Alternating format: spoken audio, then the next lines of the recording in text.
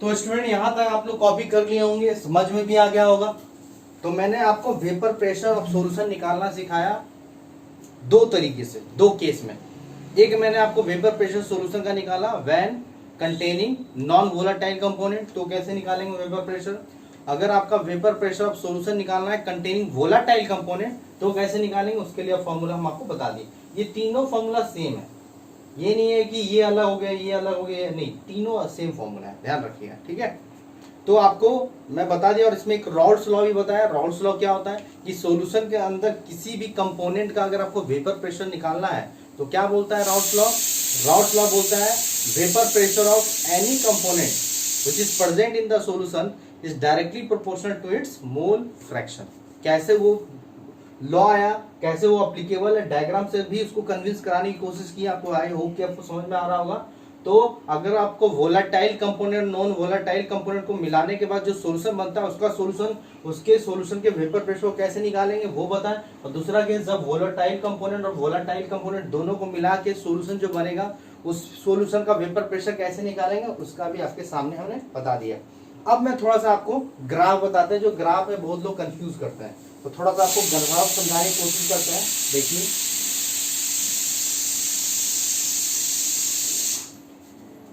तो ग्राफ लिखेंगे इससे रिलेटेड जितना भी आपको केस 1 और केस 2 में आपको हम इक्वेशन बताए हैं, उस इक्वेशन का आपको हम ग्राफ बताने की कोशिश करते हैं, ग्राफ, ठीक है।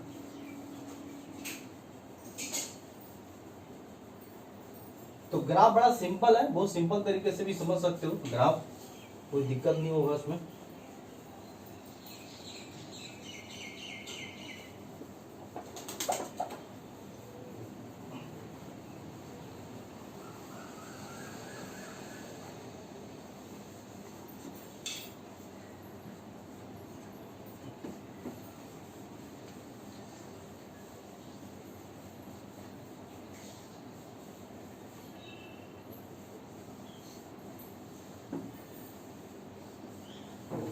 देखिए, तो यहां पे हम बता रहे थे आपको, ग्राफ लिखेंगे। तो पहला ग्राफ जो हम बता रहे हैं आपको, केस फर्स्ट में जो आपको इक्वेशन मिला था, केस फर्स्ट में आपको क्या क्या इक्वेशन मिला था। एक मिला था आपको P A is equal to P naught A into X A मिला था। और आप चाहो तो पीबी भी लिख सकते हो। पीबी यहाँ पे क्या हो जाएगा, P naught B into X B होगा। बट आपको ध्यान होना चाहिए कि पी नॉट बी इस केस में क्या होने वाला है, जीरो। क्यों जीरो, क्योंकि ए मेरा क्या था यहाँ पे, ये मेरा वोलाटाइल कंपोनेंट था। ये मेरा क्या था, वोलाटाइल कंपोनेंट, जिसको हम लोग सॉल्वेंट मान के चल रहे थे फर्स्ट केस में, याद करो, ये हम लोग सॉल्वेंट मान के चल रहे थे। और बी मेरा जो था वो नॉन वोलाटाइल कंपोनेंट था, नॉन वोलाटाइल कंपोनेंट था। और नॉन वोलाटाइल कंपोनेंट को हम लोग सॉल्यूट मान के चल रहे थे। और आपको पता होना चाहिए कि नॉन वोलाटाइल कंपोनेंट का वेपर प्रेशर क्या होता है, जीरो, और वोलाटाइल कंपोनेंट का कुछ ना कुछ वेपर प्रेशर होता है। तो इस दोनों ग्राफ का हम लोग, इस दोनों इक्वेशन का हम लोग ग्राफ ड्रॉ करके सिखाते हैं आपको। तो ग्राफ जो है हम लोग रेंज वाइज करके ड्रॉ करेंगे। तो हम लोग ये रेंज क्यों हम बता रहे हैं आपको, ध्यान से देखो। ये इधर साइड भी मेरा वाई एक्सिस में वेपर प्रेशर होगा, इस साइड भी मेरा वेपर प्रेशर वाई एक्सिस में होगा, ध्यान रखिएगा। और नीचे मेरा मोल फ्रैक्शन होगा, नीचे क्या होगा मेरा, मोल फ्रैक्शन एमएफ, नीचे एक्स एक्सिस मोल फ्रैक्शन। अब हम रेंज में क्यों ड्रॉ कर रहे हैं ग्राफ, ये बता दे रहे हैं, क्योंकि आपको पता होना चाहिए कि मोल फ्रैक्शन का रेंज क्या होता है, कहां से कहां लाई करता है, 0 to 1 के बीच में। 0 से बड़ा और 1 से छोटा होता है।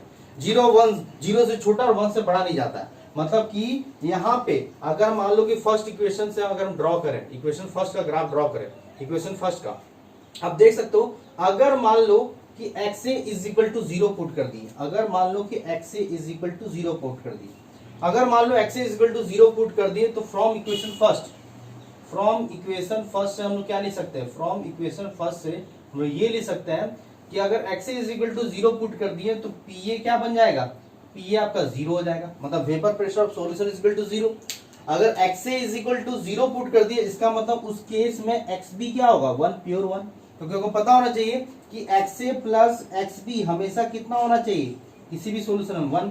तो अगर x से 0 है तो x भी क्या है 1 है, मतलब पूरे सॉल्यूशन में केवल और केवल कौन सा मॉलिक्यूल है B। अब B क्या है मेरा नॉन वोलेटाइल कंपोनेंट है, और नॉन वोलेटाइल कंपोनेंट तो कभी भी वेपराइज नहीं करेगा, तो उसका कभी भी वेपर प्रेशर नहीं आएगा, तो उसका वेपर प्रेशर सॉल्यूशन का क्या आ गया, this is vapour pressure of solution. Vapour pressure of solution केवल और केवल एक के कारण ही डेवलप होता, और यहाँ पे मोल फ्रैक्शन XA का क्या होगा 0, इसका मतलब वहां पे उस सॉल्यूशन में A मॉलिक्यूल एब्सेंट है, in solution molecules of A is absent, totally absent है, और वहां पे क्या प्रेजेंट है केवल और केवल B, मतलब पूरे सॉल्यूशन में केवल और केवल प्योर फॉर्म में B प्रेजेंट है। अब B मॉलिक्यूल क्या है मेरा, B molecule non volatile component, जो कि वो आपका क्या है नॉन वोलेटाइल कंपोनेंट, कभी भी वेपराइज नहीं होगा, और उसका P नॉट भी क्या होता है 0, मतलब पूरे सॉल्यूशन का वेपर प्रेशर क्या आने वाला है 0, मतलब कि 0 रखने पे P 0 है। एक बार हम लोग पुट कर देते हैं XA को 1, अगर XA को 1 पुट करते हो तो X भी उस केस में क्या होगा 0। XA 1 रखना मतलब कि पूरे सॉल्यूशन में प्योर फॉर्म में क्या है, सॉल्यूशन आपका क्या बन गया प्योर फॉर्म में A बन गया, प्योर फॉर्म में A बन गया, पूरे सॉल्यूशन में केवल और केवल A मॉलिक्यूल है, क्योंकि B आपका एब्सेंट है, B कंपोनेंट एब्सेंट है, और पूरे सॉल्यूशन में केवल A प्रेजेंट है। इसका मतलब अगर यहाँ पे ये दोनों को पुट करो यहाँ पे तो क्या हो जाएगा PA is equal to P naught A into XA की जगह पे 1, ठीक है, तो मतलब ये क्या होगा P नॉट A, मतलब जब आपका एब्सेंट रहता है पूरा टोटली एब्सेंट रहेगा तो उस टाइम वेपर प्रेशर क्या होगा 0, और जब आपका 1 रखते हो तो उस केस में आपका क्या हो जा रहा है कहीं पे यहां बनेगा P नॉट A, ये आपका P नॉट A बन जा रहा है, वेपर प्रेशर आ रहा है 0 के केस में। जब x से आपका 0 रखते हो तो उस टाइम वेपर प्रेशर 0 है, जब आप x इज इक्वल टू 1 रखते हो तो वेपर प्रेशर क्या हो जा रहा है, तो वेपर प्रेशर आपका P नॉट A के बराबर हो जा रहा है। चाहो तो इस इक्वेशन में पुट कर सकते हो, जब आप XB इज इक्वल टू 1 रखते हो, XB इज इक्वल टू 1 रखते हो तो PB इज इक्वल टू क्या हो जाएगा 0, क्योंकि P नॉट भी तो हमेशा 0 होगा, P नॉट भी तो हमेशा 0 होगा, मतलब ये PB हमेशा ही क्या होगा 0 होगा। सॉल्यूशन के अंदर vapour pressure of component B हमेशा 0 कंट्रीब्यूट करेगा, हमेशा PB का तो कोई वेपर प्रेशर होगा ही नहीं, कंपोनेंट B का vapour pressure in the solution क्या होगा 0 ही होगा, क्योंकि B is the non volatile component. अब ये इक्वेशन देखो, अब इसको थोड़ा सा देखो, क्या इसको हम लिख सकते हैं, इधर आपका क्या है y एक्सिस में वेपर प्रेशर, उसको y मान लो, x एक्सिस में क्या है मोल फ्रैक्शन, तो ये x हो गया और ये स्लोप हो गया, तो y is equal to mx plus c का ग्राफ नहीं हो रहा है, तो y is equal to mx plus c का ग्राफ कैसे जाता है स्ट्रेट लाइन, कैसे जाता है straight line passing through origin, straight line passing through origin जाता है, कैसे जाता है straight line passing through origin, और उसका स्लोप कैसा होगा, उसका स्लोप P नॉट A होगा, उसका स्लोप क्या होगा P नॉट A होगा, ध्यान रखिएगा। ये मोल फ्रैक्शन x है और उसका जो स्लोप है उसका स्लोप कैसा होगा P नॉट A, ध्यान रहेगा। ये ग्राफ हो जाएगा इस लाइन का, फर्स्ट ग्राफ का। सेकेंड का देख लो आप, सेकेंड का ग्राफ अगर आपको बनाना है तो सेकेंड के लिए हम लोग आपको बताए थे दो चीज, कि vapour pressure of solution is equal to P naught A into XA plus P naught B into XB, यही आया था ना। और इसी का दो मॉडिफाइड फॉर्म भी लिख सकते हैं, क्या P इज इक्वल टू, अगर A से स्टार्ट करो, अगर मान लो A से स्टार्ट करोगे तो क्या हो जाएगा P naught A plus P naught B minus P naught A into XB, alternate लिखेंगे ना। अगर आप मान लो कि वेपर प्रेशर सॉल्यूशन लिखना चाहते हो, B से स्टार्ट करना चाहते हो, तो P naught B plus P naught A minus P naught B into क्या हो जाएगा XA, ये तीनों ही सेम फॉर्मूला है। ये इक्वेशन फर्स्ट मान लेते, इसी का जरूरत है। अब आपको निकालना है वेपर प्रेशर ऑफ सॉल्यूशन का ग्राफ खींचना है, जिसमें आपका कैसे बना है, ए भी आपका क्या है, ए भी वोलेटाइल कंपोनेंट है, ए भी वोलेटाइल कंपोनेंट है, वोलेटाइल कंपोनेंट है, और बी भी मेरा क्या है यहाँ पे वोलेटाइल कंपोनेंट है, दोनों ही मेरा क्या है वोलेटाइल कंपोनेंट। और इतना हम एज्यूम करके चल रहे हैं कि vapour pressure of pure A is greater than vapour pressure of pure B component. तो इसका ग्राफ आपको ड्रॉ करना है तो फिर से रेंज की तरह से ड्रॉ करेंगे, रेंज बना के। तो इस साइड मेरा क्या है वेपर प्रेशर वाई एक्सिस में, इस एक्सिस में वेपर प्रेशर भी हम वाई एक्सिस में रखेंगे। अगर मान लो यहाँ पे हम लोग X A is equal to 0 put करें तो एक्स बी क्या हो जाएगा 1, क्योंकि X A plus X B हमेशा 1 होगा। और ये मेरा क्या है मोल फ्रैक्शन, इस साइड क्या जाएगा मोल फ्रैक्शन एक्स एक्सिस में। अगर मैं मान लो एक्स ए यहाँ पे 1 रखते हैं तो एक्स बी क्या हो जाएगा इस केस में 0, यही दो बात होगा ना, क्योंकि X A plus X B हमेशा 1 होगा। अगर मान लो इस दोनों इक्वेशन को यहाँ पुट करते हैं, इस दोनों को अगर equation from equation 1 from equation first अगर हम दोनों पुट करते हैं तो एक्स ए 0 हो जाएगा, एक्स ए 0 हो जाएगा और एक्स बी 1 हो जाएगा। मतलब vapour pressure of the solution is equal to क्या हो जाएगा पी नॉट बी, ये पूरा जीरो और ये पी नॉट बी के बराबर हो जाएगा। X A is equal to zero मतलब क्या होगा कि पूरे सॉल्यूशन में आपका ए मॉलिक्यूल अब्सेंट है और केवल बी मॉलिक्यूल है, मतलब कि सॉल्यूशन का वेपर प्रेशर किस पे डिपेंड कर रहा है, बी कंपोनेंट पे। तो बी कंपोनेंट का जो प्योर फॉर्म में जो होगा वेपर प्रेशर वही हो जाएगा सॉल्यूशन का वेपर प्रेशर, मतलब P is equal to P naught B. ये अब्सेंट और X B is equal to 1 है, मतलब पूरे सॉल्यूशन में केवल बी मॉलिक्यूल है, मतलब वो प्योर फॉर्म में है और प्योर फॉर्म का vapour pressure P naught B के बराबर हो जाएगा।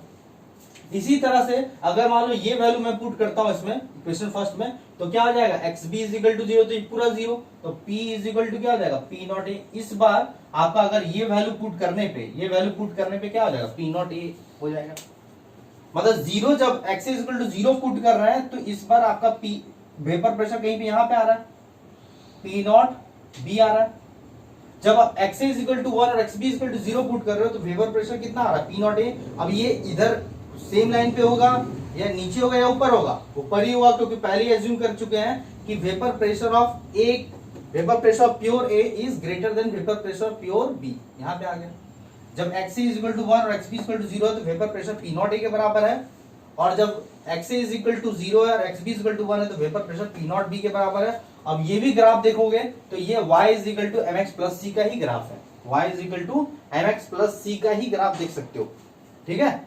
या आप इससे भी जा सकते हो, अगर आप सिर्फ एक्स ए को पुट करके देखना चाहते हो तो ये इक्वेशन से भी जा सकते हो। अगर मान लो कि यहाँ पे आप X A is equal to zero put कर दिए, अगर मान लो X A is equal to zero put कर दिए, ये पूरा जीरो, तो P is equal to P naught B हो गया। अगर मान लो X A is equal to 1 put कर दिए तो पी नॉट बी और पी नॉट बी कैंसिल, तो पी नॉट ए। तो चाहे तो हम इक्वेशन फर्स्ट से भी जा सकते हैं और इक्वेशन थर्ड से भी जा सकते हैं। ये इक्वेशन मान लो थर्ड है, ये इक्वेशन को मान लो थर्ड है, थर्ड से भी जा सकते हैं। तो ये देखो वेपर प्रेशर y एक्सिस में है और आपका नीचे क्या है मोल फ्रैक्शन, तो मोल फ्रैक्शन को क्या मान लो x, ये मेरा क्या हो गया y, ये मेरा क्या हो गया x हो गया x, और ये मेरा क्या हो जाएगा स्लोप, और ये मेरा क्या हो जाएगा, ये मेरा स्लोप मतलब m, और ये मेरा क्या हो जाएगा इंटरसेप्ट। तो y is equal to M X plus C का ग्राफ ये स्ट्रेट लाइन जाएगा, having intercept P naught B आ रहा है, ये having intercept P naught B, और ये इसको और इसको मिला देते हैं, तो इसको मिलाने के बाद आपका ऐसे ग्राफ जाएगा। हो गया, ये ग्राफ हो गया आपका, देख लो क्लियर हो गया, ये ग्राफ समझ में आ गया। इसका स्लोप जो हो जाएगा, इसका अगर कोई स्लोप पूछे तो इसका स्लोप हो जाएगा m is equal to P naught A minus P naught B. आप चाहो तो ग्राफ एक एक लाइन का भी खींच सकते हो, क्योंकि आपको पता है कि सिर्फ पीबी का अगर कोई पूछे वेपर प्रेशर तो क्या होगा P naught B into X B. अगर कोई पूछे vapour pressure of P A in the solution तो P naught A into X A हो जाएगा। अगर मैं पूछूं सोल्यूशन के अंदर ए कंपोनेंट ने कितना वेपर प्रेशर कंट्रीब्यूट किया है सोल्यूशन का, तो P A is equal to क्या हो जाएगा P naught A into X A. अगर मैं पूछूं vapour pressure of component B in the solution कितना कंट्रीब्यूट कर रहा है, तो P B is equal to P naught B into X B, यही होगा ना। और इसका ग्राफ बड़ा सिंपल है, अगर मान लो कि अगर मान लो X is equal to zero put करते हो, X is equal to zero put करते हो, P A is equal to क्या आ जाएगा P A is equal to zero. अगर मान लो X is equal to 1 put करते हो तो P A is equal to क्या हो जाएगा 1, मतलब कि ये ग्राफ जो है आपका इस तरह से जाएगा, एक ग्राफ आपका ऐसे जाएगा। और अगर मान लो कि X B is equal to 1 put करते हो, X B is equal to 1 put करते हो तो पी इज इक्वल टू क्या होता है पी नॉट बी यहाँ पे आता है। अगर X B is equal to 0 put करते हो, X B is equal to 0 put करते हो तो आपका P B is equal to क्या आ जाएगा P B is equal to 0 हो जाएगा, मतलब यहाँ आ जाएगा, मतलब ये ग्राफ आपका ऐसे जाएगा। तो ये जो ग्राफ है ये ग्राफ किसका हो गया P B is equal to P naught B into X B का है। ये ग्राफ किसका है बताओ, ये ग्राफ हो जाएगा P A is equal to P naught A into X A, और ये ग्राफ किसका है P A is equal to P naught A into X A plus P naught B into X B का graph है। आ रहा है समझ में, सारे का ग्राफ ड्रॉ करके दिखा दिया आपको, दिख रहा है आपको। ये ग्राफ जो है आप पुट करके देखो ना, अगर आप मान लो एक बार एक्स बी की जगह 0 पुट करो तो क्या आ जाएगा P B is equal to 0, तो यहाँ पे 0 आ गया। एक बार एक्स बी की जगह पे 1 पुट करो तो P B is equal to P naught B, तो ये मिला दिए y is equal to M X plus C का ग्राफ हो जाएगा। एक बार इसमें आप x is equal to 0 put करो तो P A is equal to 0, एक बार x is equal to 1 put करो तो P A is equal to P naught A, इसको इधर मिला दो। बट पूरे का क्या होगा, पूरा जो आपका इक्वेशन है, पूरा जो सॉल्यूशन का वेपर प्रेशर का इक्वेशन ये जाएगा, पी नॉट बी से पी नॉट ए मिलेगा। देख सकते हो ये दोनों को यहां पे आप पुट कर दो, एक बार ये दोनों को यहां पे पुट कर दो, या आप डायरेक्ट एक्सए से ही जाना चाहते हो तो एक्सए का वैल्यू एक बार 0 यहां पुट करो, एक बार एक्सए का वैल्यू 1 पुट करो, तो पता चलेगा एक बार P is equal to P naught B आएगा, एक बार P is equal to P naught A आएगा। आया समझ में? This is the graph of solution containing volatile component and this is the graph of solution containing non volatile component। Very very important. Graph में बहुत लोग confuse करते हैं। अब ये ग्राफ इसलिए इंपॉर्टेंट है क्योंकि ये जब आइडियल सॉल्यूशन और नॉन आइडियल सॉल्यूशन बताएंगे तो वहां पे आपको पॉजिटिव डेविएशन नेगेटिव डेविएशन क्या होता है, ये जो फॉलो क्या कर रहा है, this equation follows this graph follows, ये ग्राफ क्या फॉलो कर रहा है, this graph follow the Rawls law, ये रॉल्स लॉ को फॉलो कर रहा है।